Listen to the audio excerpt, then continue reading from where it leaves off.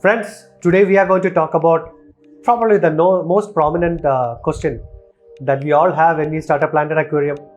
What kind of foreground plant should we choose? The answer is not simple. It actually depends upon the hardscape that you have, lighting that you have got. Is it a low-tech tank or a high-tech tank? A lot of parameters plays around.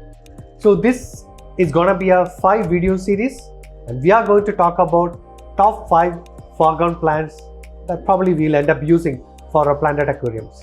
Now again, I'm not going to deep dive into discussing about details about the plant, too technical details which you can Google up and find out. I'm going to talk about this particular topic from a hobbyist perspective, from a planted aquarium enthusiast perspective. Welcome to the beautiful world of nature and its balance.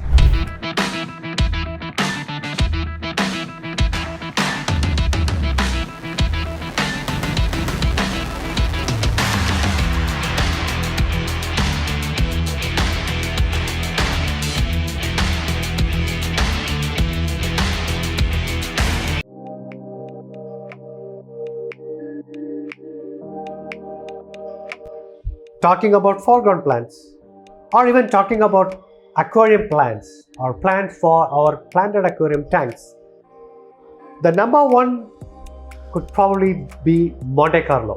Maybe it will compete with Rotala HRA to a bit, but most popularly used planted aquarium plant is actually Monte Carlo. There are a few reasons that I believe it's so popular. Point number one is the ease of maintenance. Monte Carlo, contrary to the belief of certain set of people, it's actually one of the easiest plant one can have and maintain.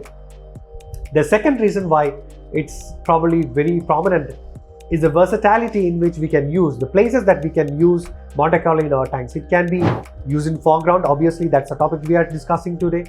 It can also be, we can stick it on hardscapes and create beautiful nature aquarium or beautiful contest tanks. If you go around and check aquarium tanks, be it competition tank, be it nature aquarium, be it Iwagumi, you'll find that there are hardly few tanks without Monte Carlo.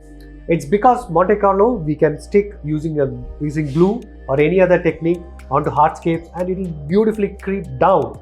So Monte Carlo will creep down and we can create valleys, we can create waterfalls, whatnot with Monte Carlo.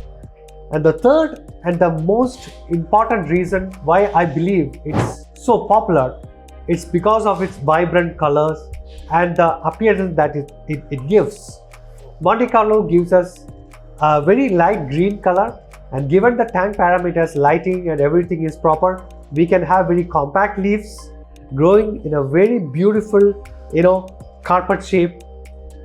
That's probably the most important reason why it's so popular. Talking about planting Monte Carlo. Planting Monte Carlo depends, the technique depends upon the kind of plant that you choose. Is it from a tissue culture in vitro pot or is it from an immersed ground pot? If it is from an in vitro pot, to make your life easier, the way you can plant in soil as a foreground is that you can reduce the water volume, decrease the water volume, make the soil a bit of muddy. I mean, you should have certain amount of water but not too much, and you can take each clump and plant it, and that's it.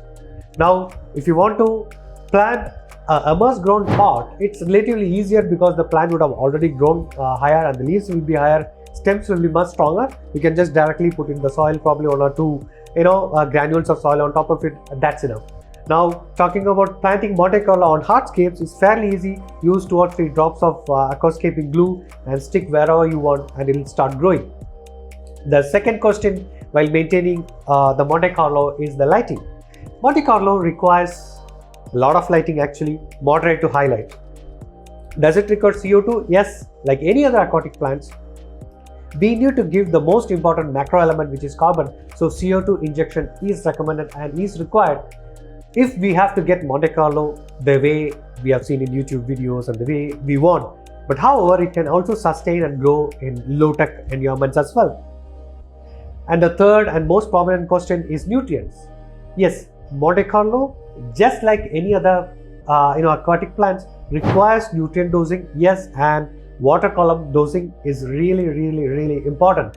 While planting, if you're seeing Monte Carlo melting, the most prominent or the most reason could be high amounts of ammonia and nitrate, but after that, after 2 or 3 weeks, it will start thriving, and after that, it's fairly easy to maintain. Even if nutrients deficiencies are there here and there during a month, it will sustain and grow. It's actually a very easy plant to grow for all of us.